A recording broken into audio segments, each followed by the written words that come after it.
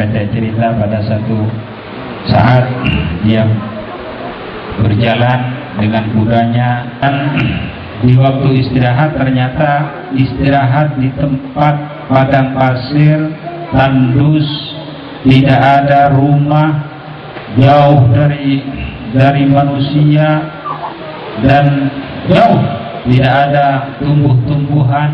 Dia istirahat. Setelah istirahat maka tertidur dan kuda-kuda yang tiga hilang. Bagaimana perasaan dari orang yang tiga yang punya kuda tadi? Subhanallah. Akan kemana kita cari? Dia cari ke sana kemari, ternyata kudanya tidak mereka dapatkan. Dan akhirnya dia mereka lelah dan tertidur kembali. Setelah tertidur, datanglah seorang raja yang kebetulan pada saat itu lewat di tempat tadi di mana yang ketiga teman ini tertidur lelah. Datang seorang raja dengan membawa menteri dan membawa kuda tentunya yang baik-baik dan bagus-bagus. Setelah raja melihat ketiga orang tadi tertidur lelah, raja langsung faham. Subhanallah, ini adalah rakyatku yang sesat di tengah jalan, dan ini pasti kudanya dia kehilangan kuda dan dia sekarang mencarinya ke sana kemari, tidak mereka dapatkan. Terpaksa maka mereka pun lelah ketiduran.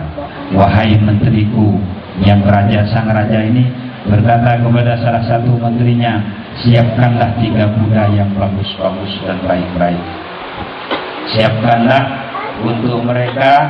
Setelah mereka bangun dan bertanya untuk siapa kuda ini, jawablah, ini kuda hadiah dari sang raja untuk kamu. Kalau mereka bertanya lagi, untuk apa kuda ini dihadiahkan oleh raja kepadaku, maka jawablah, kuda ini dihadiahkan oleh sang raja untuk menjadi kuda ini kamu dipanggil oleh raja segera menghadap sang raja. Baik, raja pun terus meneruskan perjalanannya. Maka terbangunlah yang ke satu melihat kuda yang baik, karena kuda yang pertama telah hilang, maka langsung kuda yang baik, yang sangat baik, karena ini memang betul-betul kuda hadiah dari raja, langsung dia bawa dan dia ambil, dan dia pun lupa kedua temannya, sehingga dia membawa kuda begitu saja. Ini adalah contoh dari orang yang memperoleh nikmat Allah Subhanahu wa Ta'ala dan betul-betul tidak tahu berterima kasih, bahkan tidak tahu dari mana asal usul nikmat itu tadi datang, dari mana asal usul kuda ini datang.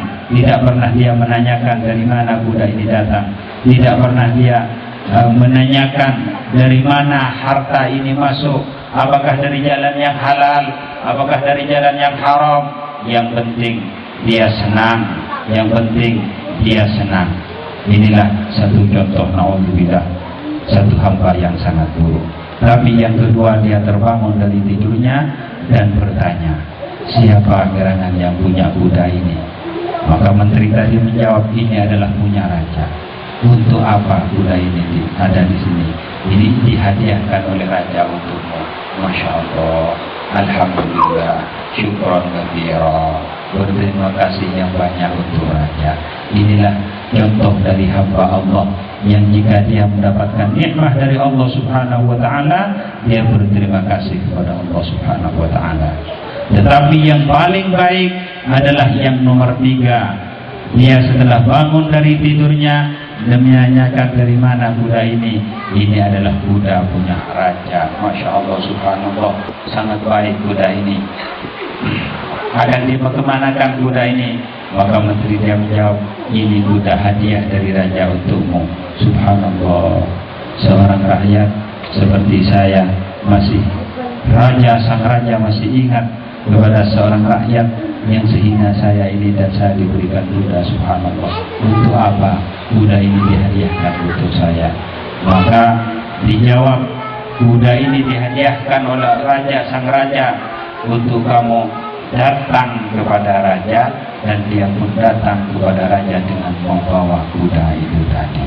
Maka nikmat Allah yang telah Allah Subhanahu wa ta'ala berikan, supaya itu dijadikan jalan untuk datang kepada Allah.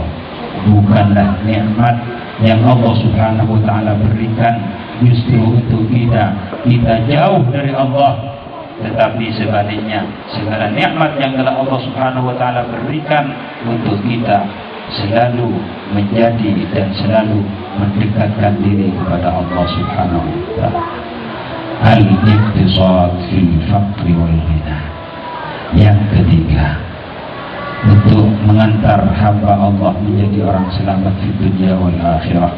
Yang ketiga, wal adlu fil ghadabi wal ridha. Wal adlu fil ghadabi wal ridha. Seorang hamba Allah yang selalu adil, baik dikala di waktu dia ridha ataupun di waktu dia marah. Tetapi di waktu marah sanggup dia mengendalikan dirinya, hawa nafsunya, sehingga tidak mengerjakan hal-hal yang dimurkai oleh Allah Subhanahu wa ta'ala. Di saat seorang hamba dicaci maki oleh seseorang, Masya Allah, marah, seakan-akan tidak ada yang dia takuti. Kalau memang tidak takut kepada Allah Subhanahu wa ta'ala, na'udzubillah, hal yang paling buruk yang akan terjadi, dia bisa berani sekalipun na'udzubillah membunuh yang pekerjaan yang sangat paling keji dengan gara-gara kemarahan al-ghadab.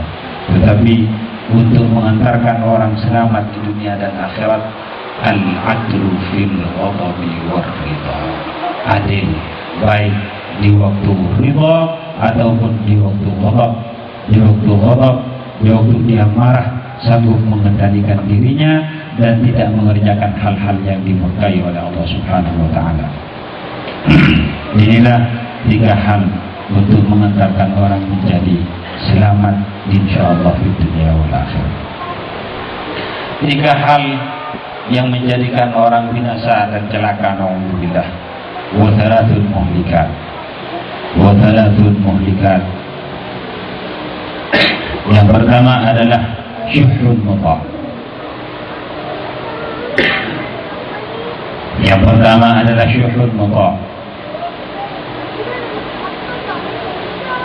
Na'udzubillah, dia bakhil, diberikan karunia oleh Allah, diberikan harta kekayaan oleh Allah, tetapi dia bakhil,